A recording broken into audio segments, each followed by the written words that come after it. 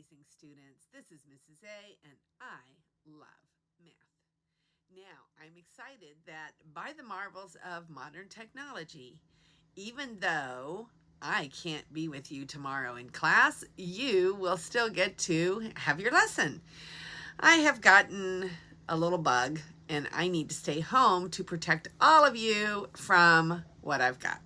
So I will be coming in through Teams, and Mr. Aldridge will be there to help out as well. So we're going to get this done even though I'm not there. Today's lesson is lesson 20.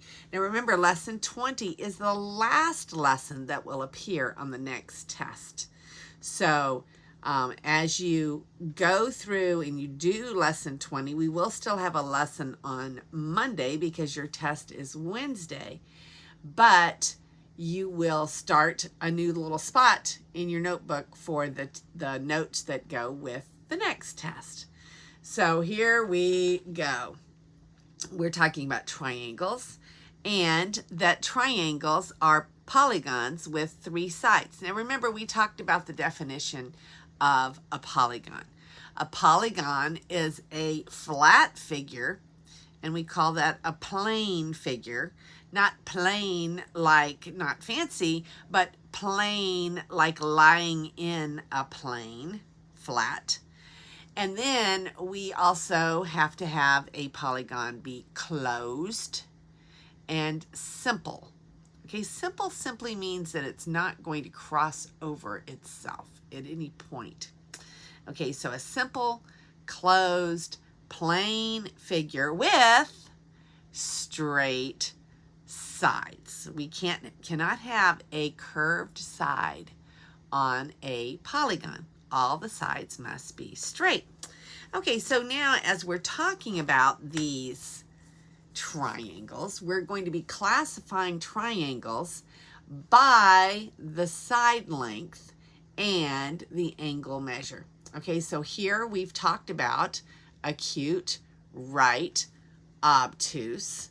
Acute triangles mean that every single angle in the triangle is less than 90 degrees.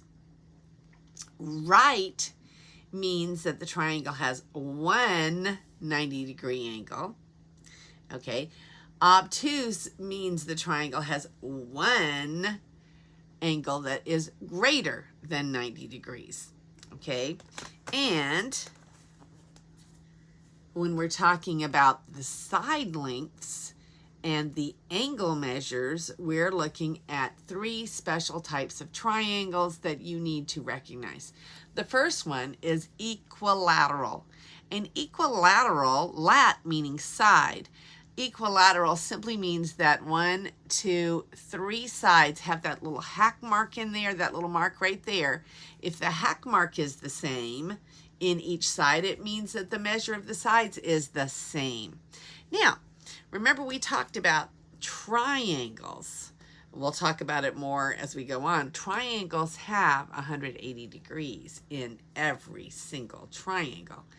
So if I have 180 degrees in every triangle and all 3 angles are the same, then how much does each angle measure? Okay, so let's make a little equation. Okay, we're going to say 3, we'll call this angle x. 3x equals 180. And I divide this side by 3 and that side by 3, and I get x equals 60. So when we have all of the angles the same, then every angle is 60 degrees. Has to be, okay? So at the end of this example, it says, can equilateral triangles be obtuse?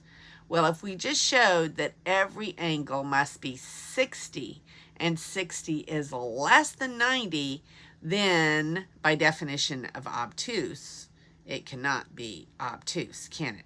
Okay, obtuse has to have one angle that's greater than 90, and all 3 of the angles must be the same in an equilateral. An isosceles triangle has two equal sides and two equal angles.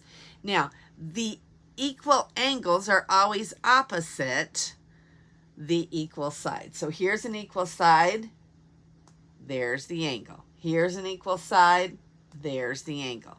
So we have the little hack mark pointing to the angle.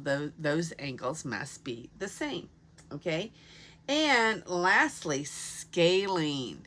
Scalene is a word that we use that means it is not equilateral and it is not isosceles.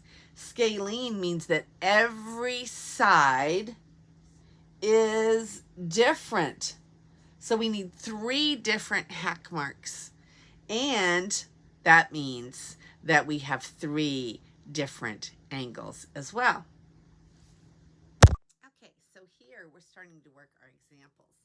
Example 1 tells us to classify the triangle ABC using the angles and the sides. Okay, so we know that we have this one has got a little box in it. So that must be a 90 degree right there. Let's see how small I can write 90.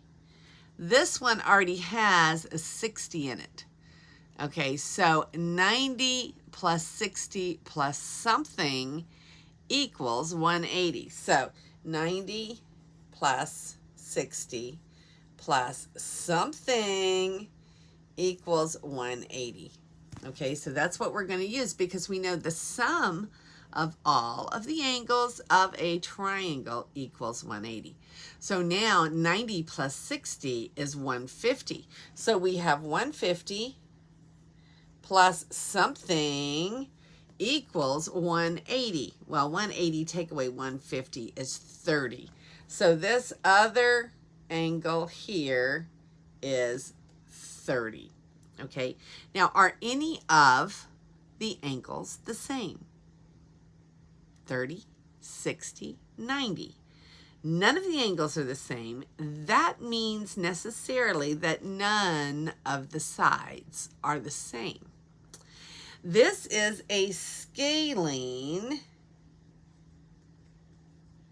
triangle, but we do know something else about the triangle, okay? It is a right triangle. So we would say it is a right scalene triangle. Okay, so classifying a triangle lets us have a picture in our minds as to what it looks like. It has 3 different side lengths and 3 different angle lengths, and one of the angles is right. Okay, so let's look at example 2. Okay, now it has a 35 and a 35. Now, remember, we can categorize them by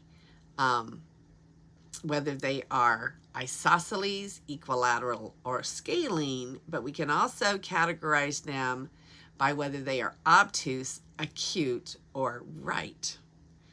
And we should categorize them both ways if we can. Okay, so we should be able to. So since I have 2 angles the same, aren't the 2 sides opposite also the same? Yes, they are. So we're going to say this is an isosceles, because isosceles means that 2 sides and 2 angles are the same. Now, we have to decide whether these are all acute angles or is there one obtuse angle.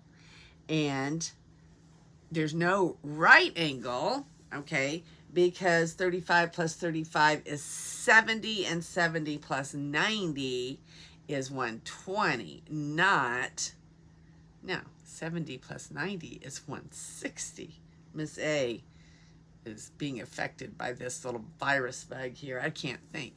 Okay, so we're going to add these 2 together. 70 plus something is 180. If we subtract 180, take away 70, we have 110. So this angle up here at the top is 110. 110 is greater than 90. Therefore, we have an isosceles obtuse. Obtuse triangle. Really doesn't matter which one we put first. We could say isosceles obtuse or obtuse isosceles because it's two different types of categorization.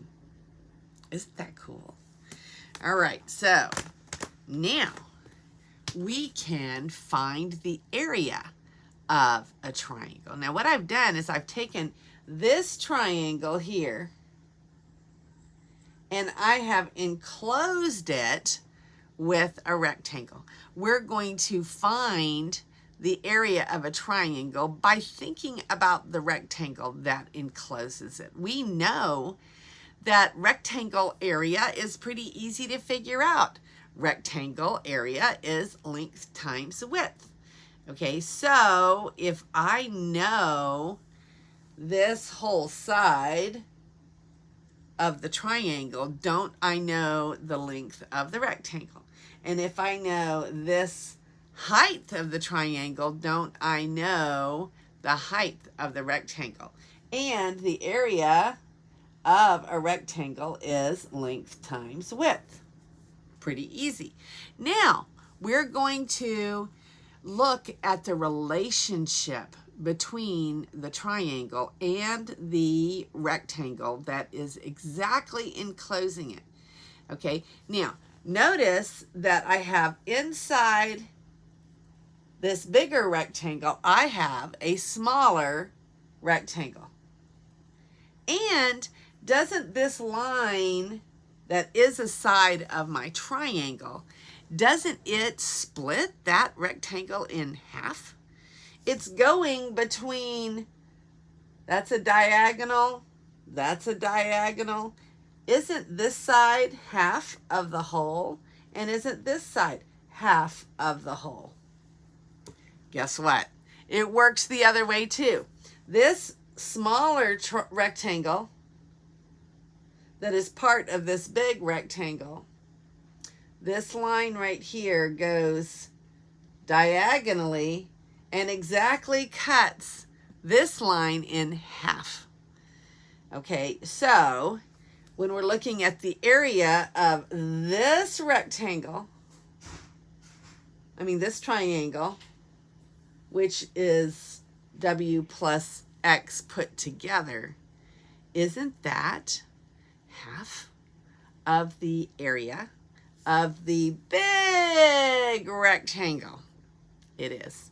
Okay, so when we come to making the equation for the area of a triangle, it is area of a triangle is 1/2 base times height, or 1/2 the area of the rectangle that exactly includes the triangle. Pretty cool. Okay, so to recap, can you see how this triangle portion and this triangle portion should be exactly the same? So this triangle area should be half of the area of the rectangle that encloses it. The same is true for this side. Okay, this triangle area is half of this big rectangle. Okay, so we can say what fraction of the area of a rectangle that encloses the whole triangle is the area of the triangle, and it is 1/2 the area of the rectangle. Okay, so here it says the area of a rectangle is length times width. So the area of a triangle is 1/2 times the area of the rectangle. And the two dimensions on a rectangle are perpendicular to each other, meaning that they're right angles. Okay, and the area of a triangle is 1/2 the base times the height of the rectangle that includes it, which just happens to be the base times the height of the rectangle, of the triangle itself.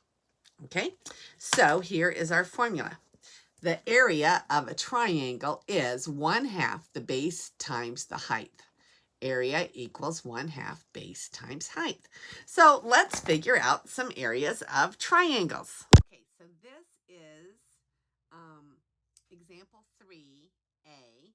So this is not your practice problems yet. This is example 3A. Example 3.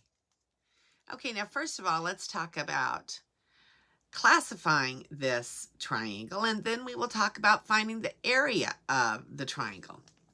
Okay, so we have a 6, 8, 10. None of the sides are the same, so this is a scalene. Okay, so we do have a right angle, so this is a scalene right. Okay, so we've classified our triangle. Now, remember, area is 1/2 base times height. Okay, now I have two perpendicular lines. I can call either one the base or the height, but I usually go, the base is the one that it's sitting on. Okay, so the base is 8 and the height is 6. So 8 times 6 times 1/2. Okay, now, if you want to, if you have some odd or awkward numbers to deal with, you could just say, oh, well, let's do this a little bit easier. Instead of saying 1/2 of 48, which is 24. Now, it's area, so isn't it in square units? So it is in square, and if I look back at the problem, it's inches. So square inches. Okay, I didn't leave myself much room, so I'm just going to write square inches. Okay, so we have 24 square inches is the area inside here. 24 square inches is the area inside. We just take the base times the height and we cut it in half and we get the area of the triangle. Now, there's one other way that we can do that. We could use our associative property. We have 1/2 8 times 6 on our triangle, okay? And this is the triangle that we've been using. 1/2 8 times 6. 8 times 6 is 48. 1/2 of 48 is 24. Or we can use our associative property and we can write 1/2 times 8 times 6 and reassociate 8 going over here. So 1/2 times 8 times 6.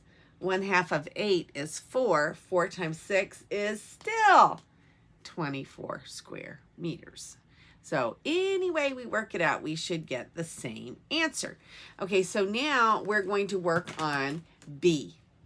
This is B of example 3, and we have a scalene triangle here. It is 6 in the height, but notice that this height is not the side of the triangle. So this side of the triangle will have to be more than 6 to make that stretch all the way down there. So we have a 6 height, but then this one is not 6. This one is 6 down here. That's the base. And 10. So this is a scalene triangle. And this one is greater than 90. So that is a scalene obtuse. So scalene, meaning none of the sides are the same. And obtuse, meaning it has one angle that is greater than 90. So we've classified this interesting triangle. Now let's find the area. So we're going to have 1/2 base times height. So here's our formula right here. Area of a triangle is 1/2 base times height. Now, remember, our base only stretches as long as the base actually stretches. This whole thing is not our base because this isn't even really part of the triangle.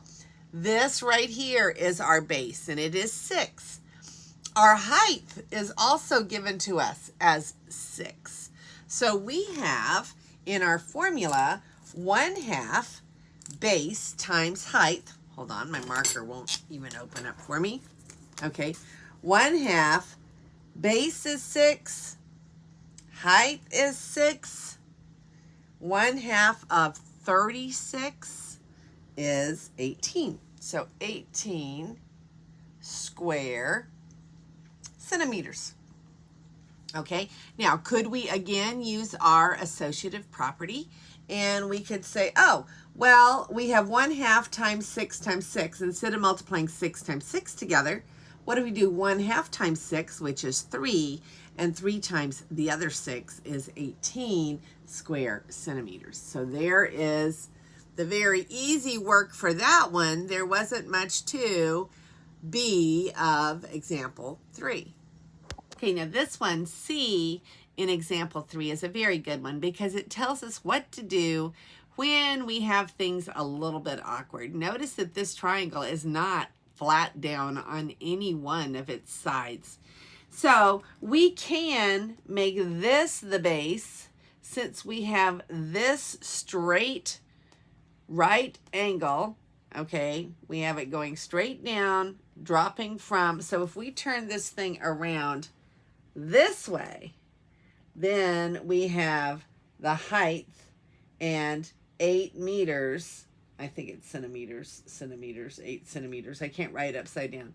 Okay, so we've got, oh yeah, I didn't do that very well at all. That's 8, that's 8, that's 7. And I've turned it upside down to show you that we can orient this thing any way we want to. So 1/2 base is 8, height is 7, and 8 times 7 is 56, and half of that is 28. But an easier way to do it may be to use our associative property. 1/2 of 8 is 4. 4 times 7 is 28 square. And this problem is square meters. I was wrong. I called it centimeters. It is meters. Meters. I can write them upside down. Meters. 8 meters. Okay. So we can find the area by switching the orientation of our triangle if we need to. So that is the end of example 3, and we're ready to start with our practice problems now. Okay, so here we are with our practice problems. Make sure that you have your workbook out. So we're doing classify A. All right, so remember when we're classifying, we're going to do that with concentrating on the side lengths and also the angles. Okay, so we have a 5 and a 5, which means that we have two sides the same. 5, 5, it makes it isosceles. And we have a right angle in the middle. So this one is right isosceles. Now, if you look down at D, it says find the problems A and B, the letters X and Y represent how many degrees? Okay, so we do not know what this one is right here, but we do know that this one is right. Okay, so 180 take away 90 leaves 90 degrees left in the triangle. Okay, so wouldn't we have to have, now look, this one's 5, so that means this one opposite must be the same as the one opposite this 5. So isn't this one also X? It is. So we're going to have twice X is 90 because that's what we have left. So 2X is 90. If I divide both the left side and the right side by 2, then I get X is 45. And this other X is 45. And 45 plus 45 plus 90 does give us 180 degrees. So we just did A, but we also did D. So make sure that you get that one down in the D slot. Okay, X is 45. Okay, let's look at B. And we're classifying B. Now notice that we have 6, 6, 6. All of them are the same size. Okay, all the sides are the same. Now we have a Y here, and if we have the two sides the same, wouldn't these two angles be the same? So we have Y, Y, and then opposite this 6 would also be Y. So we have 3 angles that are the same because we have 3 sides that are the same. So we're going to have 3y equals 180 because there are 180 degrees in a triangle. Oops, I'm doing the D part before I finish the B part. Okay, so we're going to end up dividing by 3 and we're going to get y is 60. So every angle in an equilateral triangle is 60. So now let's go back and do the B part, which is going to say 6, 6, 6. This is equilateral. And each of the angles is 60. Therefore, all of the angles are less than 90, meaning this is acute. Remember that every equilateral triangle is acute. And the last one here, we have a 3, 4, and a 6. And this is C on the practice set. And 3, 4, 6 are all different. So this is a scalene. Okay. Now, scalenes, they'll all have to add up to 180 degrees. Okay.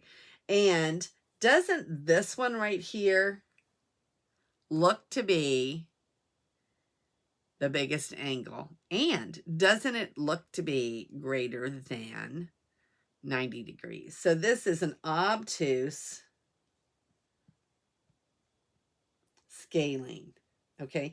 Now, we can have acute scalenes also, but this one looks to be obtuse in this angle. Okay. So that is ABC, and we already did D, and now we're looking at E, F, and G. All right, so we have here our most famous right triangle is a 3, 4, 5 triangle. Watch for the pattern 3, 4, 5. 3, 4, 5 is always right. Any multiples of 3, 4, 5 is always right. So if I were to multiply each one of these by 2, then I would have a 6, 10, and an 8. So a 6, 8, 10 is just a multiple of a 3, 4, 5. It is also right. You don't even have to check it. Okay. Now we're trying to find the area of E. Okay. So we're not going to double everything. Okay. Remember, area is 1/2 base times height. Okay, now this thing is already sitting on a very good base, and the base and the height are perpendicular to each other. So we're going to say base is 4, height is 3, and 1/2 of 4 times 3 is 12. 1/2 of 12 is 6 square inches. Okay, remember, area is always square units. So let me hold it a little closer. Oops, we lost our 1/2 base times height. The 4 is the base. The height is 3. That is right, even though that doesn't look quite right. It's right because it has a little box in it. And 1/2 base times height is going to be 6 square inches. Okay, so here we are with F in our practice set. And we have 6 up here. We really don't need that measure. What we need is the height, which is 5 centimeters, and the base, which is 10 centimeters. So area is 1/2 base is 10, height is 5, 1/2 of 50 is 25. So we have 25 square centimeters. We could also use our associative property. 1/2 of 10 is 5. 5 times 5 is 25. And we could have gotten it that way. And that was F in your practice set. Okay, so this is G in our practice set. And we have an obtuse angle right there. Okay, so if we were going to classify it, it would be isosceles because we have no, that's 6 is the height. That is bigger than that. So this is going to be scaling. And this is going to be, since it's scaling, obtuse. But they did not ask us to do that. I'm just trying to get you used to looking at a triangle and figuring it out. So now we're trying to find the area of G. This is letter G. Okay, so the base is right here. Remember, the base does not extend out here because the triangle does not extend out there. So the base is 6. The height is 6. The straight drop height, and then 1/2 of that. So 1/2 of 36 is 18 square feet. And we have one more left in our practice. Okay, now we're looking at a triangle or part of a triangle here. And notice that it says, Mr. Torres arranges square floor tiles diagonally in a room near each wall. He needs to cut the tiles to fit. Sketch the shape of the triangle pieces he needs to cut. Classify the triangle by angle and by sides. Write the measure of each angle.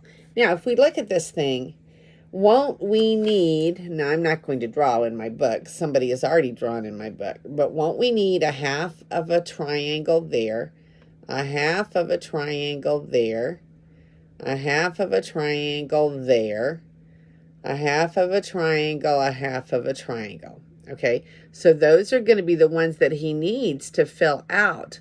Now let's look at the length. We have 1, 2, 3, 1, 2, 3. So could we call this isosceles? We have 2 sides that look to be exactly the same.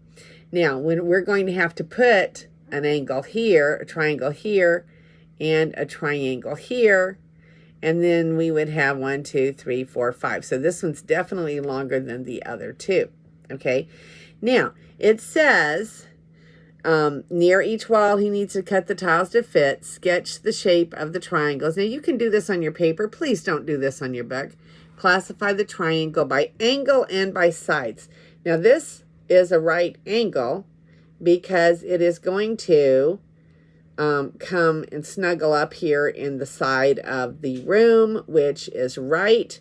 And these two are going to be 45 and 45 because these are the same, which means these angles must be the same. And 2 45s makes a 90. Remember, all the angles of a triangle equal 180.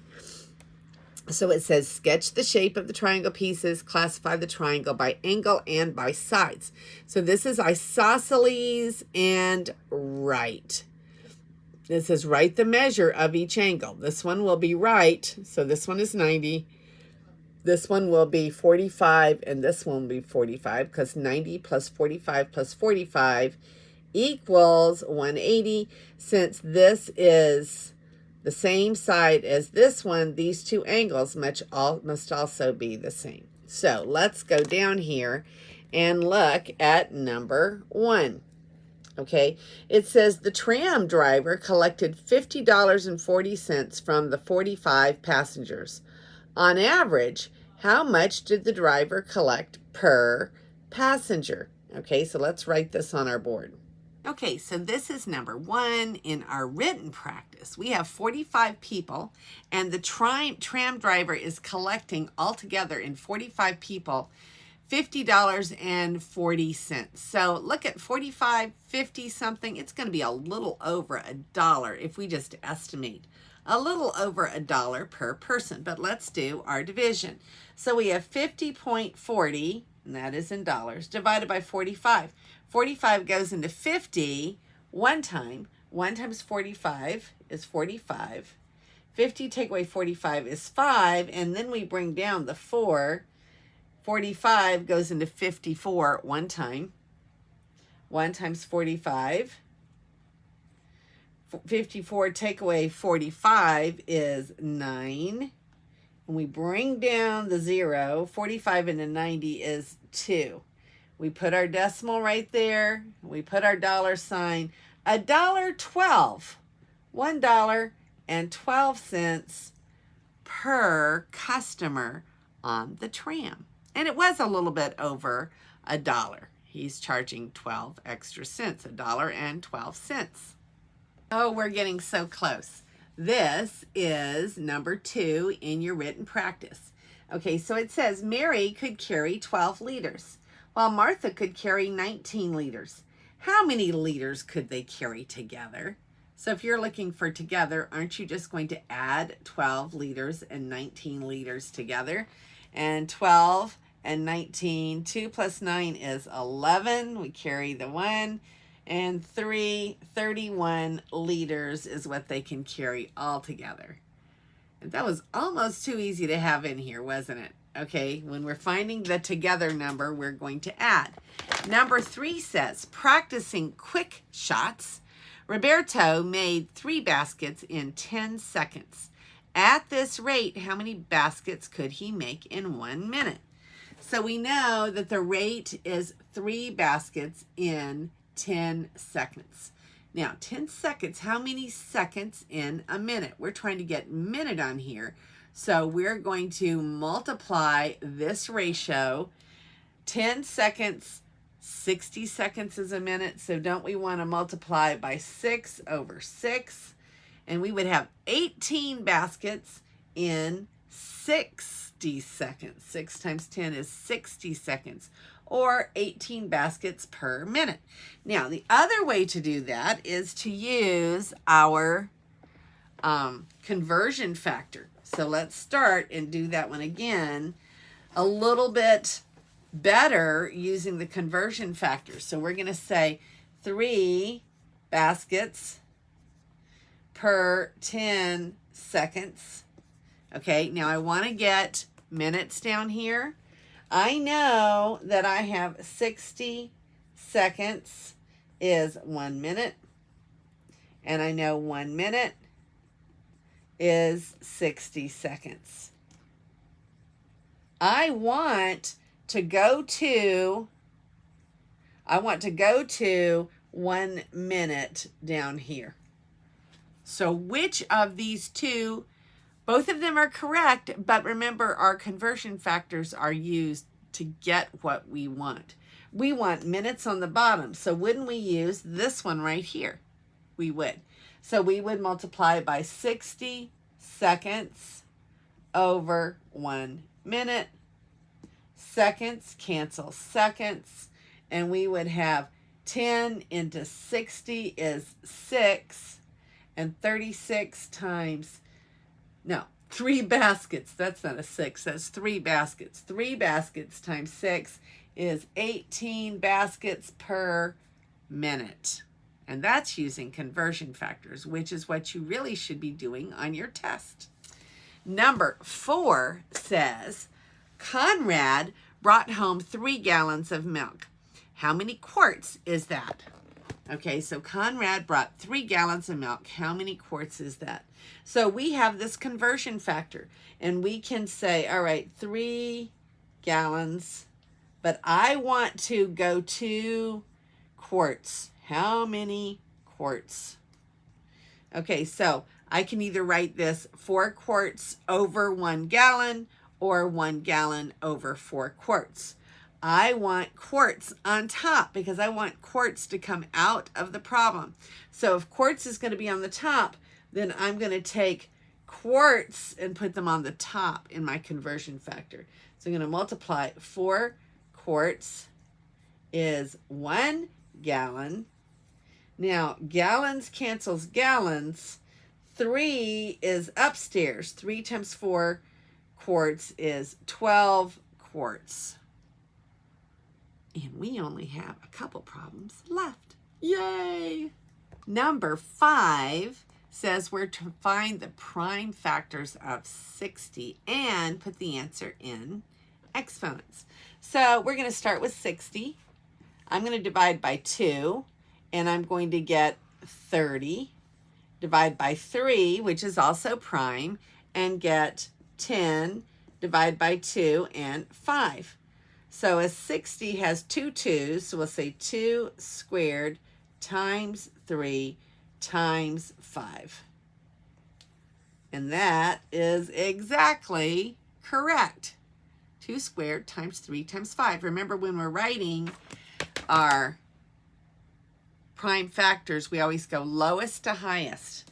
The last one that we're going to do, this takes you all the way up to number 6, and we're going to have -1, 1, -1, 1, -1, 1, -1, -6, -1, -6, -1, -6.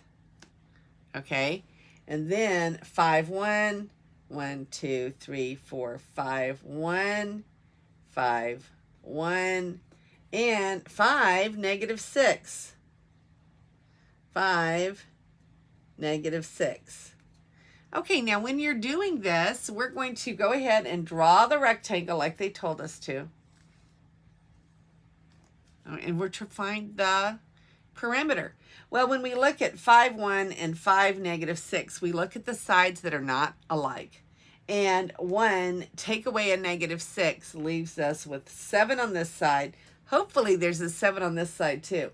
1, take away a -6 is 7 on that side. Okay, now I'm finding the perimeter, so I'm finding the distance around. I'm not going to have any negative numbers.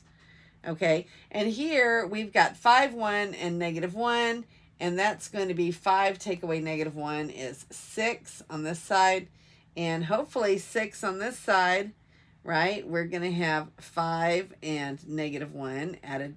So that's going to be 5. Take away a -1 is 6. So we're trying to find perimeter. And perimeter is going to be 6 plus 7, which is 13. And another 6 and 7. 13 and 13 is 26. That is our perimeter. What about our area? Right? We have 6 and we have 7. 6 times 7 is 42 square. Now, I didn't remember seeing anything about units, so we're just going to put square units. Anytime we don't know what the units are, we just put square units. And we are done, and Mrs. A, with my little virus, is tired, and I'm going to bed so that I can get up with you in the morning. But even if I don't make it up, Mr. Aldridge will be there with the video, and you will have everything just great. We will see you tomorrow. And this is Mrs. A, and may God bless your day.